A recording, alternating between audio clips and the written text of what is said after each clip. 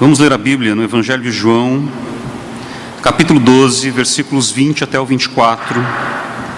Hoje, nesse domingo da ressurreição de Cristo, nesse domingo de Páscoa, eu quero convidar você a refletir sobre a vida, essa semente que insiste em brotar.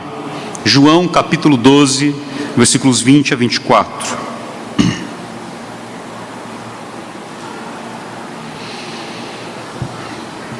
Diz assim o texto da Bíblia: Entre os que tinham ido adorar a Deus na festa da Páscoa, estavam alguns gregos. Eles se aproximaram de Filipe, que era de Betsaida, da Galileia, com um pedido: Senhor, queremos ver Jesus. Filipe foi dizê-lo a André, e os dois juntos o disseram a Jesus. Jesus respondeu: Chegou a hora de ser glorificado o Filho do Homem. Digo-lhes verdadeiramente que se o grão de trigo não cair na terra e não morrer, continuará ele só, mas se morrer, dará muito fruto. Amém. Vamos orar mais uma vez. Senhor, eu te agradeço. Em primeiro lugar, te agradeço pela tua palavra que chegou a nós, pela tua boa nova, pelo teu evangelho que chegou até nós, até nesta cidade, nesse tempo. Eu te agradeço e te peço que hoje o teu Espírito Santo faça essa palavra ser vida em nós, que ela se transforme concretamente na nossa vida, que a nossa vida seja transformada por esta palavra, que teu Espírito vivifique esta tua palavra em nosso coração e em nossa vida. Amém. Quando Jesus diz isso, e eu gosto muito do Evangelho de João, porque João, quase metade do Evangelho de João relata a última semana de Jesus, até a morte dele, a semana que ele chega em Jerusalém e vai até o dia de sua morte, e depois, obviamente, a ressurreição. E ele vai dando, ele vai contando, o drama de Jesus com muito sentimento. João era um apóstolo que sentia muito. João era o apóstolo amado, ou o discípulo amado. Ele ficou muito próximo de Jesus, inclusive na derradeira hora. De todos os discípulos de Jesus, o único que ficou ao pé da cruz foi João, o discípulo amado. Foi ele que amparou Maria, a mãe de Jesus, e as outras mulheres que estavam ao pé da cruz. Porque os discípulos, todos homens, fugiram. Ficou apenas João e mulheres. Maria, mãe de Jesus, outras Marias e algumas outras mulheres que ficaram anônimas. Haja visto, obviamente, a cultura patriarcal e machista da época, que as mulheres não tinham sequer o nome mencionado. Então João, ele era muito próximo de Jesus e tinha um sentimento por Jesus muito forte. Daí porque o relato da paixão de Cristo, das derradeiras horas, João ele fala muito sobre isso, especialmente a última refeição que Jesus fez com os discípulos antes de sua paixão, que foi a primeira Santa Ceia, ou como alguns chamam, a última ceia. Eu costumo chamar de primeira Santa Ceia cristã. E aqui Jesus já estava nessa semana crucial, que é a semana da sua morte. E ele, apesar de ter tido um episódio de medo, e Jesus teve medo também, angústia, agonia, tanto é que Lucas diz que ele ora, e quando ele orava, ele estava tão angustiado, que o seu suor se transformou em gotas de sangue, quando ele pedia: Pai, se possível, afasta de mim esse cálice, mas não se faça a minha vontade, mas a sua. Mas a despeito dele ter sentido esse medo, Jesus parece que lidava com a ideia da morte de uma maneira bem melhor do que nós lidamos. Nós não sabemos ou não conseguimos lidar com a ideia da finitude, que nós vamos acabar, que vai chegar um dia que tudo que nós conhecemos vai acabar, vai terminar, vai ter um ponto final desta vida como nós a conhecemos especialmente. Mas Jesus parecia lidar bem com isso. E o que estava acontecendo nessa semana? Jesus tinha chegado em Jerusalém de maneira triunfante. Vocês sabem, o domingo de Ramos, tradição na Igreja Católica e em várias igrejas cristãs protestantes também. No domingo de Ramos ele chega, e quando ele chega, Jerusalém para, e todos então acolhem Jesus. Hosana, bendito que vem em nome do Senhor. E a população toda arrancam ramos das árvores e jogam no chão para fazer um tapete para Jesus passar com o jumentinho, que ele estava entrando com o jumentinho na cidade. Outros pegavam tapetes e mantos e jogavam no caminho, para que Jesus então passasse com o seu jumentinho ali naquele caminho feito pelas pessoas. Ou seja, ele entra de maneira triunfante. Jesus estava no auge da sua popularidade. E o que tornou Jesus tão popular? Não é difícil saber. Corria, inclusive, se vocês lerem João, no capítulos anteriores, 12, 11, vocês vão ver que as pessoas que foram testemunhas da ressurreição de Lázaro precederam Jesus em Jerusalém. Eles chegaram em Jerusalém contando que Jesus tinha, aquele Jesus que estava entrando em Jerusalém era aquele mesmo que tinha ressuscitado Lázaro, e eles viram o morto que tinha voltado à vida. Então, essa notícia, imagino, correu como um rastilho de pólvora, e Jesus chegou muito popular em Jerusalém. Imagina, como é que não vai ser popular um homem que ressuscita um morto, que transforma água em vinho, que multiplica pão, que faz cego ver, que faz surdo ouvir, paralítico andar? Como é que não vai ser popular? Então ele chegou com a popularidade em alto. Mas Jesus sabia que aquela mesma semana não terminaria bem, que a mesma turba que o recebera com louvores iria, dias depois, pedir a sua morte. E esse é o problema da popularidade. Num dia a maioria te ama, no outro dia a maioria te odeia. É assim. Olha o caso dos políticos, que num ano está com 80% de aprovação, no outro 7%. Ou seja, no momento todos amam, no outro momento todos odeiam, porque a popularidade é assim. Basta não cumprir a expectativa do populacho, que daí a chave vira. Aí a chave que estava ligada no amor vira, e aí o amor vira ódio, por conta das expectativas frustradas. E Jesus não estava ali em Jerusalém, mesmo naquela entrada triunfal, ele não estava ali para cumprir expectativa de ninguém. Na verdade, ele estava ali para frustrar expectativas. O que o populacho queria? Queria milagres. Eles queriam ver outros Lázaros ressuscitando.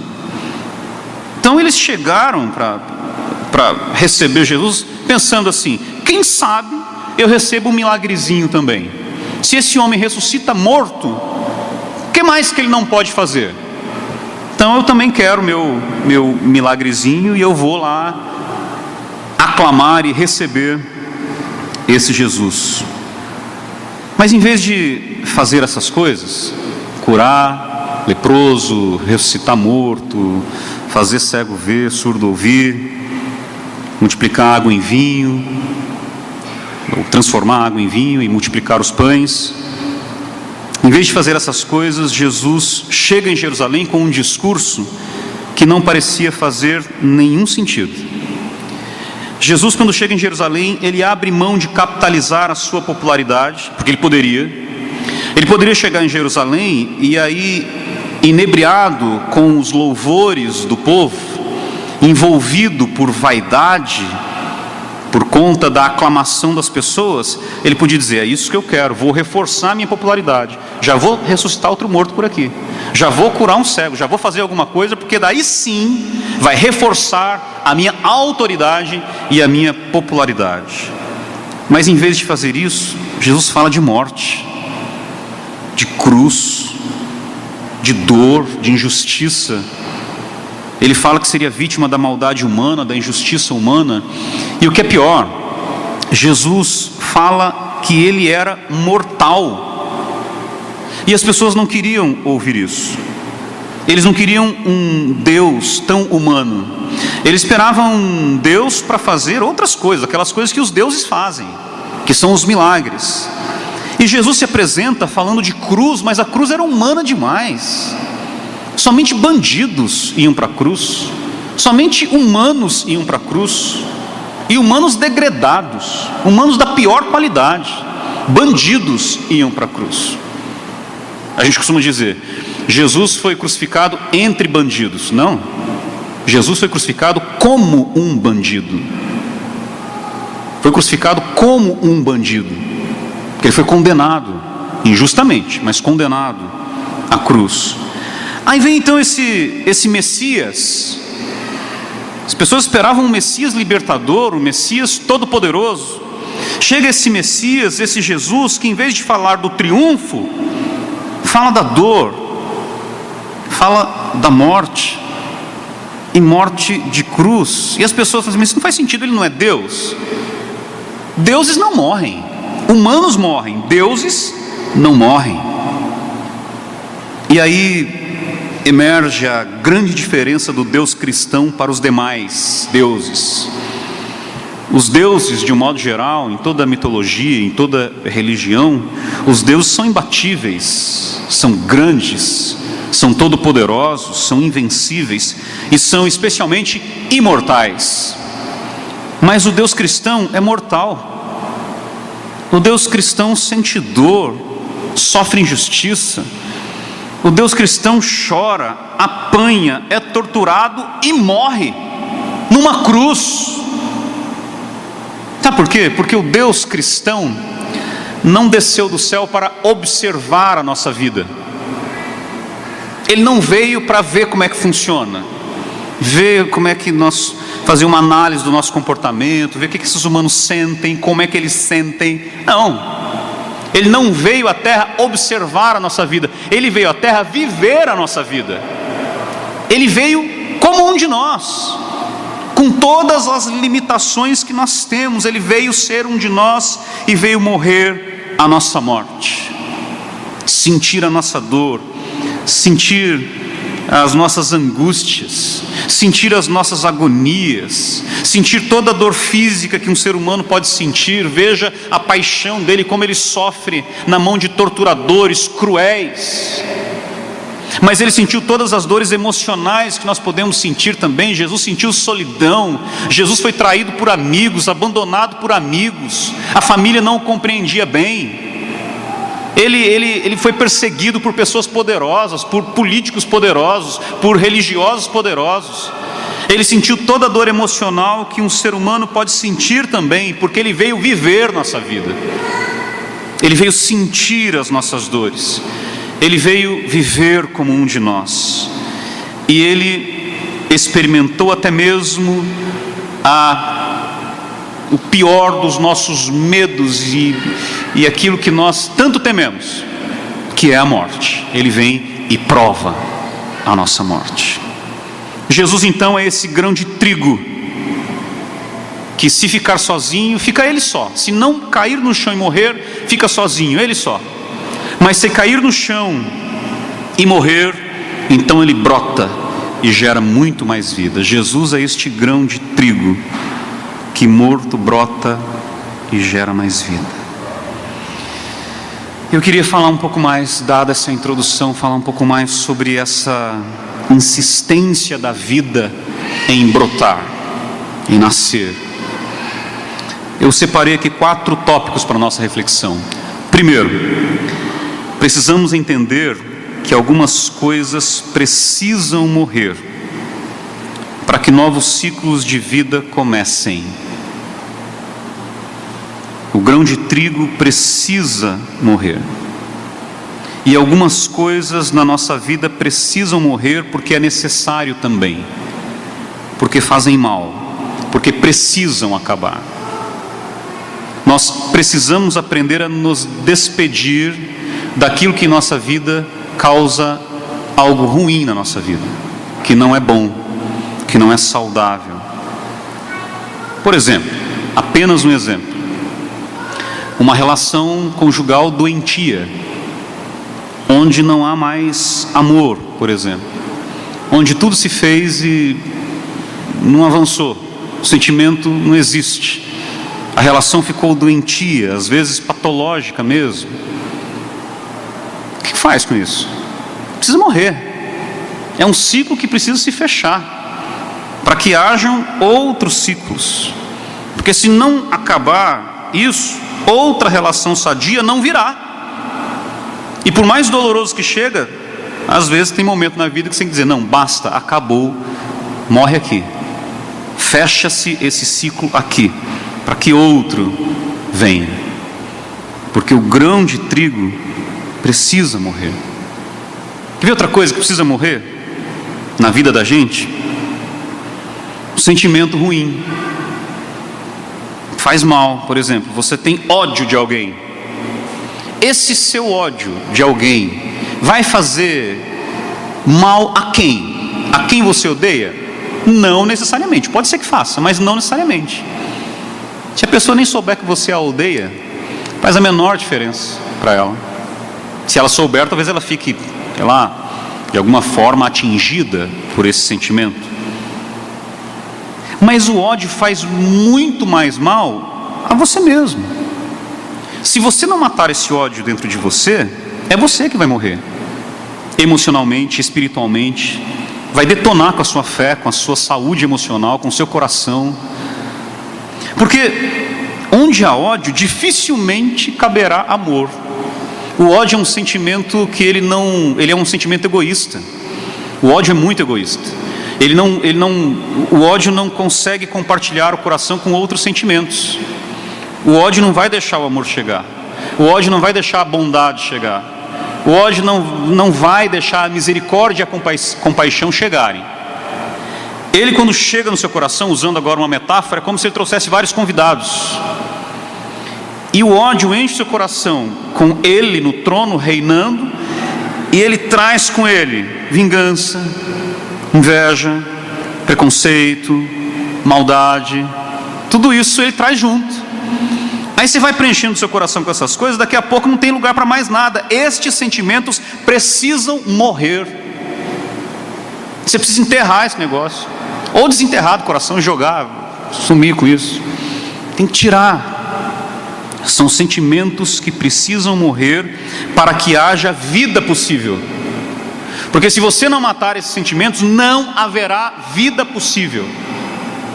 Você vai ser dominado por esses sentimentos e ciclos de vida não chegarão. Porque o ódio nunca traz vida. O ódio só traz morte. O ódio só traz destruição. Só traz maldade. Não traz nada bom. Então é um sentimento que precisa morrer. Nós precisamos entender que algumas coisas precisam morrer para que novos ciclos de vida comecem. Nós somos a gente tem tanta dificuldade assim com coisas, com terminar as coisas. É por isso que a Bíblia é tão sábia quando diz que não importa como as coisas começam, importa como elas terminam. Importa como terminam. Porque geralmente muitas coisas começam muito bem, né? Os contos de fada, é impressionante que o final do conto de fada é sempre o início de uma relação, né? E a princesa se casou com o príncipe e viveram felizes para sempre. Todo conto de fada termina no casamento, no dia do casamento, né? Só que a nossa vida começa no dia do casamento, né? E aí, como é que foi esse casamento? Essa princesa, como é que foi? Esse príncipe, como é que estava? Como é que foi? Quando os filhos vieram, quando aconteceu algum problema, quando a sogra começou a se meter, o sogro também, como é que foi? Quando o cunhado chegou, como é que foi isso? Como é que foi isso? Então não importa, porque as coisas começam de maneira linda muitas vezes, mas como é que elas terminam? Como é que elas avançam? Como é que prosseguem? E a nossa vida é uma sucessão de ciclos assim, que nós temos que aprender a vivê-los e a encerrá-los. Para ser muito simplista aqui no que eu quero enfatizar, nós temos, por exemplo, a infância, a adolescência, a juventude, maturidade e velhice. São alguns ciclos que nós temos na nossa vida. Só que para viver cada ciclo de maneira plena, eu tenho que me despedir do anterior. Se eu quero viver uma juventude plena, eu não posso agir como criança. Eu tenho que me despedir da criancice. Eu tenho que me despedir da imaturidade própria das crianças. Eu tenho que ser criança em outros aspectos, como Jesus falou, mas não na imaturidade. Eu tenho que me despedir, senão fica aquele adulto infantil, a vida inteira infantil. A vida inteira que receber um não vai ficar emburrado, Não, eu tenho que me despedir de cada fase, despedir da infância, da adolescência, da juventude, abraçar a maturidade e quando chegar a velhice, saber abraçar a velhice, para viver plenamente essa fase da vida também, que é outro drama. Muitas pessoas não conseguem viver a velhice. Eu não posso dizer nada, porque ainda acho que não estou nessa fase. Quando eu estiver, eu digo se eu estou lidando bem com ela ou não, se eu vou lidar bem com ela ou não.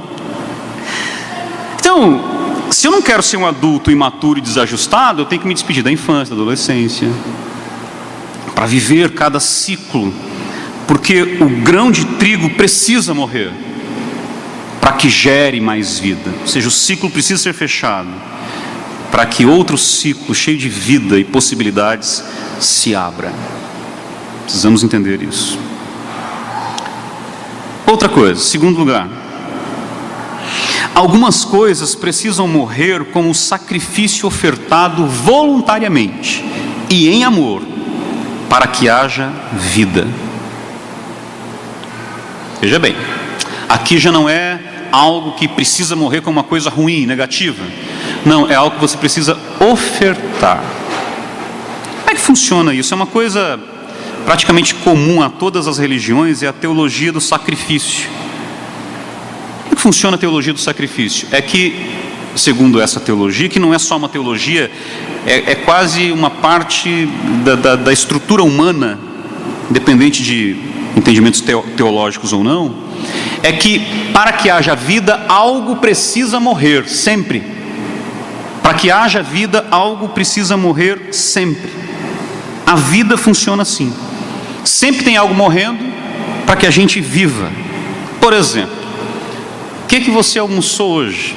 Lembra do seu prato do domingo de Páscoa hoje? O que tinha no seu prato? Não me diga, mas se lembre aí, o que tinha no seu prato? Tudo que tinha no seu prato estava morto. E morreu para que você tivesse vida. Algo morre para que a gente viva.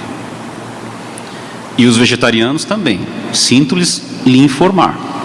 Mas o pé de alface que você comeu, a folha de rúcula que você comeu, foi arrancado do chão. Cortou a alimentação da seiva da planta e foi morto, agonizando para o seu prato.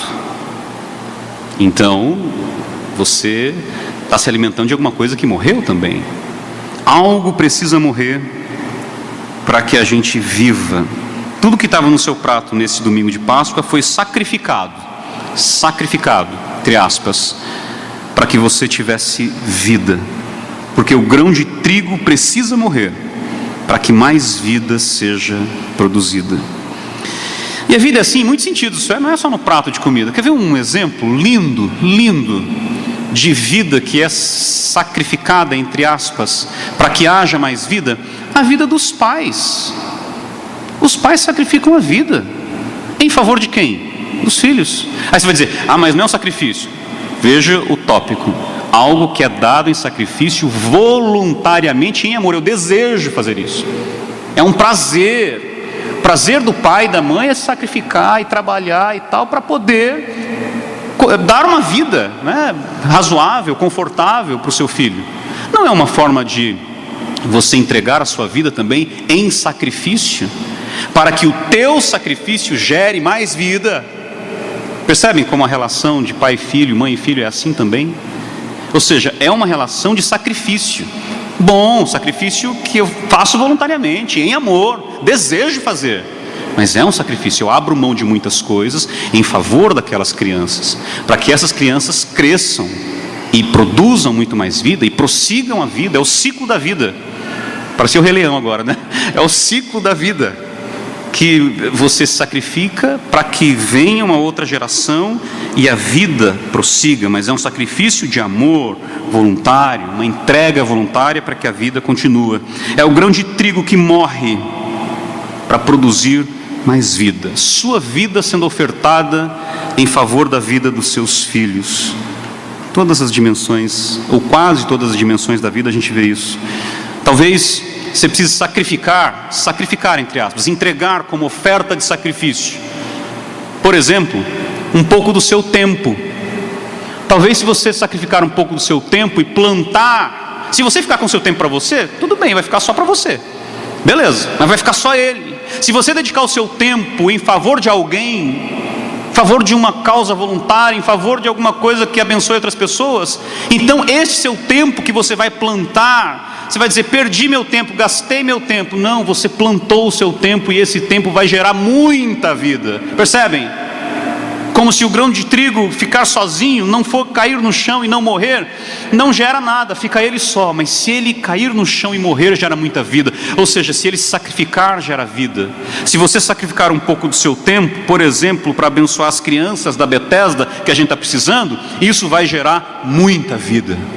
Percebem? Talvez um pouco do seu dinheiro tem que ser ofertado para abençoar outras vidas.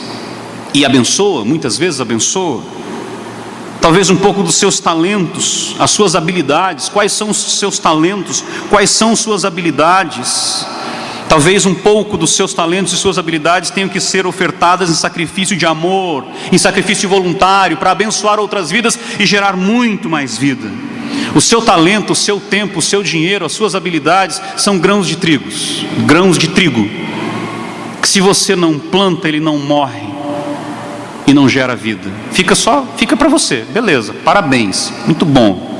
Mas se você investe esse seu talento, seu tempo, seu dinheiro, suas habilidades, seu sentimento, seu coração, sua força vital, você investe em uma causa a favor do próximo, a favor de uma pessoa que está precisando, um grupo de pessoas que esteja precisando, uma igreja, uma ONG, seja lá o que for, você com isso estará gerando muito mais vida.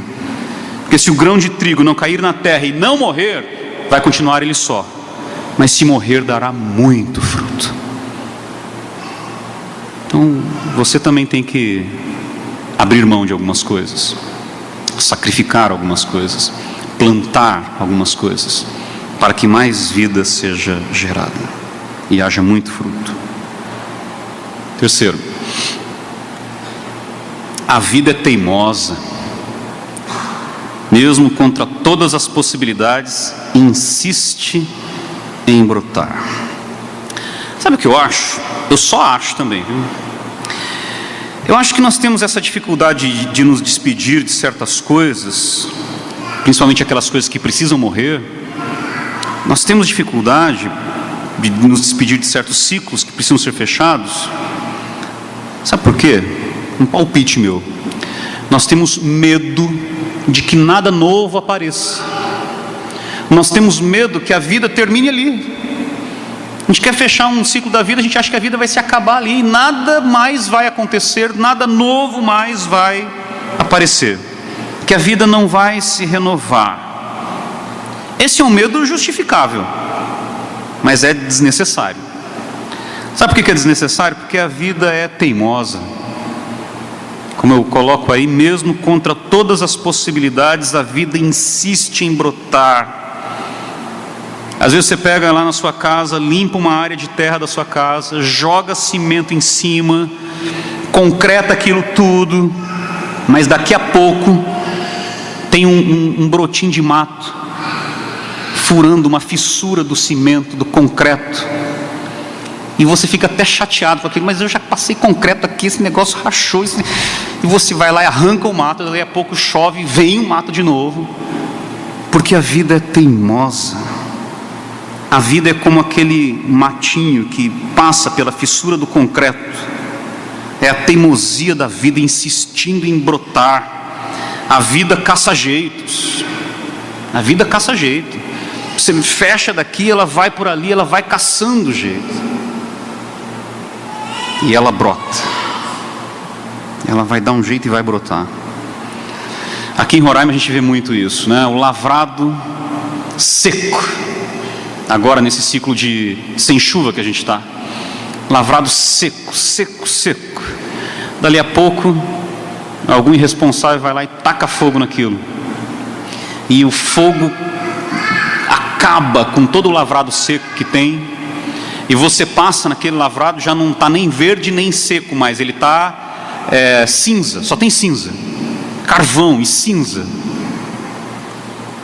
Você vê aquela imensidão de lavrado preto, cheio de cinza, não tem vida nenhuma.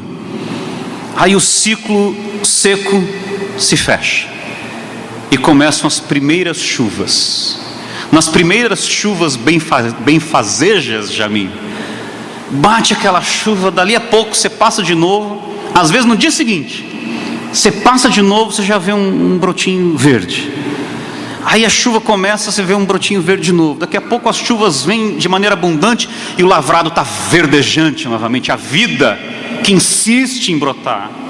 A pessoa taca fogo, seca tudo, vira cinza, mas das cinzas a vida ressurge. Gente, como é que a gente não pode aprender com isso? A nossa vida é assim. A nossa vida tem os ciclos secos. Nossa vida tem o ciclo que está tudo reduzido a pó e cinza, que não chove, que está tudo seco, que tudo se acabou. E quem olha para aquilo, quem não conhece, olha aquilo, diz: isso aqui se acabou, não vai nascer mais nada. Às vezes é isso que você olha para a sua vida e diz: se acabou, está tudo reduzido a pó e cinza, não vai brotar mais nada aqui. Mas a vida caça jeitos. Dali a pouco dá um chuvisco, você não se anima muito, que é só um chuvisquinho, daqui a pouco outro chuvisco, daqui a pouco vem aquela chuva abundante, e aquilo que estava reduzido a pó e cinzas se torna verde novamente, torna a frutificar novamente, torna a ficar belo novamente, porque a vida é assim. A vida é teimosa, a vida nos surpreende de muitas formas. Na sua teimosia, ela faz de nós muitas vezes como uma fênix. Está reduzido a pó e cinzas, mas das cinzas ressurge algo novo, porque a vida insiste em brotar e em se renovar, e de maneira muitas vezes surpreendente. Aquilo que parece impossível acontecer, por isso que ela vai contra todas as possibilidades. Às vezes parece impossível acontecer, mas a vida prossegue o seu curso teimosamente e nos surpreende. E aí nós, de repente, nos surpreendemos e nos vemos num outro ciclo virtuoso, cheio de vida. É por isso que eu não posso ter medo. Nós não podemos ter medo de nos despedir de determinados ciclos da vida. E também não podemos perder a esperança quando tiver tudo pó e cinza. Olhemos para o lavrado e aprendamos com o lavrado. Se Jesus vivesse em Roraima, o lavrado ia estar na Bíblia. É porque ele não vivia em Roraima, ele pegou outras coisas, né? Videira, figueira, essas coisas que tinha lá na Palestina. Mas eu tenho certeza que se ele morasse, vivesse em Roraima, ele ia falar do lavrado, ele ia falar do caimbé. Caimbé, tudo queima tudo, mas o caimbé está lá, resiste, firme, pé. Está muito bonito? Não, está todo chamuscado. É uma árvore muito atraente? Não, mas ela está lá, firme, não se acaba. Para acabar um caimbézeiro tem que ir lá e cortar e arrancar a raiz, mas o fogo não acaba, porque o caimbé resiste. Eu acho que nós temos que aprender com Cristo a resistirmos como caimbé. E mesmo que nós não resistamos como caimbé e estejamos como a vegetação rasteira do lavrado, que se acabou e virou cinza, saber que no primeiro chuvisco que der, a coisa vai reverdecer. A vida vai nos surpreender. A vida vai abrir e inaugurar um novo ciclo cheio de novas possibilidades. Aí nós temos que olhar para a vida vendo as possibilidades, não as impossibilidades. A vida já nos impõe toda hora as impossibilidades. A vida já vive dizendo muito não para a gente. A vida vive mostrando quão impossíveis são determinadas coisas. Eu tenho que olhar para isso. Eu tenho que olhar para aquilo, para as possibilidades que a vida me mostra, que às vezes eu estou tão envolvido com a minha dor e com esse ciclo que eu não quero me despedir, que eu não consigo ver mais nada de possibilidades. Mas eu preciso olhar para a vida e perceber na vida quais são as possibilidades que ela me oferece, e aproveitar essas possibilidades e ver a vida brotando de novo, teimosamente, através destas circunstâncias. Se o grão de trigo não cair na terra e não morrer, continuará ele só, mas se morrer, dará muito fruto. Finalmente, Jesus é o grão de trigo que produz muita vida. É o Deus que morre ao se entregar em sacrifício voluntário e em amor, e gera ainda mais vida. A vida de Jesus em nós no nosso coração, é a prova que, morto o grão de trigo, mais vida foi gerada. Jesus ofereceu a vida em sacrifício de amor, oferta suave. E aqui é o que eu acredito. Eu vou dizer o que eu acredito, é o que eu não acredito. Que eu não acredito que Deus, o Pai, exigiu de Jesus um sacrifício de sangue para que Ele então ficasse em paz conosco e nos perdoasse os pecados. Olha, Jesus, você vai ter que descer lá, eu exijo que você morra para que então eu perdoe todo mundo, beleza? Não, eu não acredito nisso, porque acreditar nisso é acreditar num Deus sanguinolento, um Deus que quer morte. E o Deus da Bíblia não quer morte. O Deus da Bíblia é todo amoroso, Ele não quer morte de ninguém, quer vida. Então, mas que história é essa? Então que Jesus fez um sacrifício e tal? Fez. Ele fez um sacrifício voluntário, Ele se entrega. Lembra que eu falei do sacrifício agora há pouco? Você, pai e mãe, não faz um sacrifício em favor do seu filho? Alguém te obriga a fazer isso? Em circunstâncias normais você faz isso de bom grado, com alegria. Você entrega voluntariamente a sua vida em favor do seu filho, o seu esforço, o seu trabalho, os seus recursos em favor dos seus filhos. E que bom que isso aconteça. Jesus, Ele fez um sacrifício de amor voluntário. Ele desejou entregar a sua vida voluntariamente como uma oferta de amor a nós.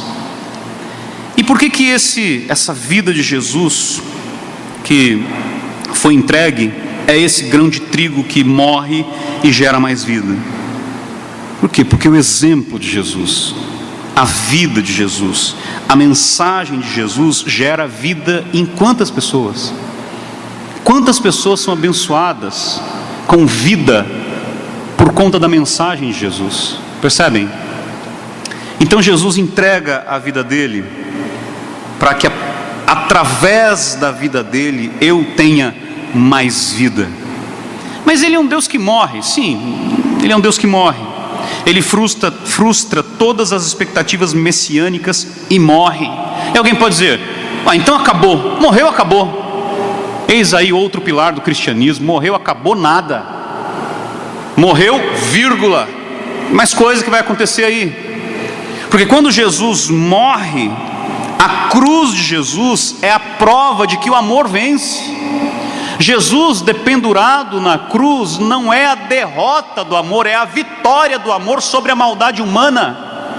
Jesus pendurado na cruz é a vitória do amor contra a injustiça, contra a maldade, contra o ódio. Porque foi o ódio e a maldade humana que levaram Jesus para a cruz. Ao não recusar a cruz, Ele prova que o amor vence. O amor venceu o ódio. A cruz é a vitória desse amor. A cruz é a prova de que vale a pena lutar contra as injustiças, que vale a pena lutar contra a maldade, contra a opressão. Você pode dizer, mas se Ele morre, não é porque Ele se deu mal no final? Ele foi perseguido, foi injustamente julgado, foi assassinado como um bandido. Então Ele não se deu mal no final? Não, Ele morre no final. Mas o exemplo, a cruz de Jesus, a morte de Jesus, inspira milhões de pessoas em todas as gerações até hoje.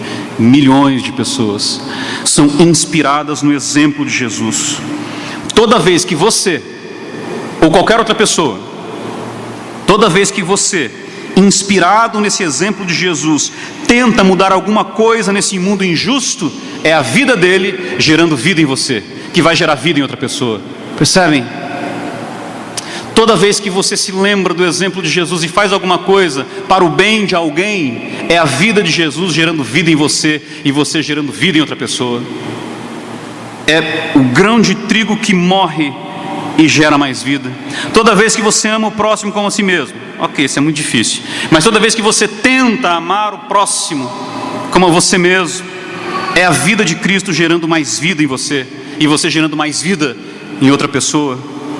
Toda vez que você cuida de alguém, sacrificando um pouco da sua vida, do seu tempo, do seu talento em favor de alguma pessoa, inspirado no exemplo de Jesus, é a vida de Jesus gerando mais vida em você e a sua vida gerando mais vida em outras pessoas.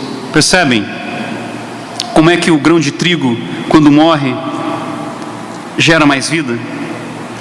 E além de tudo isso, além de gerar mais vida em todas as vezes que o seu exemplo e a sua vida inspiram alguém, há ainda o fato de que Jesus está vivo. Há ainda o fato de que a morte não o segurou no túmulo. Há ainda o fato de que no terceiro dia, a vida, essa teimosa, essa insistente, essa matreira que insiste em brotar mesmo contra todas as possibilidades, essa vida no terceiro dia triunfa. A morte não teve a última palavra em Cristo e não terá a última palavra final, porque no terceiro dia Jesus ressuscitou e Ele está vivo. O grão de trigo morreu, gerou e gera muita vida, mas esse grão de trigo ressuscitou, está vivo e está entre nós. Hoje é o domingo de Páscoa, é o domingo da ressurreição do Senhor, é o domingo em que a morte não teve a palavra final e não tem a palavra final. E você dirá, mas todos nós morreremos. De verdade, todos nós que estamos aqui um dia morreremos, mas a nossa esperança é que assim como Jesus ressuscitou, nós também haveremos de ressuscitar, e a morte, a nossa pior inimiga, será derrotada afinal, porque Cristo ressurgiu dos mortos e nos deu de presente a mesma esperança de ressuscitarmos e de não ter a morte como palavra final. Por isso, não duvide. Se algo na sua vida parece irremediavelmente morto para você, se você vive um período de seca em que tudo se queimou e virou cinzas como o lavrado de Roraima no verão, creia que das cinzas a vida brotará, porque a vida é insistente, é teimosa, ela vai prosseguir. E quando a vida prosseguir, coisas novas, bonitas e surpreendentes vão aparecer. Quantos podem dizer amém? Amém. Que Deus assim nos ajude, nos abençoe.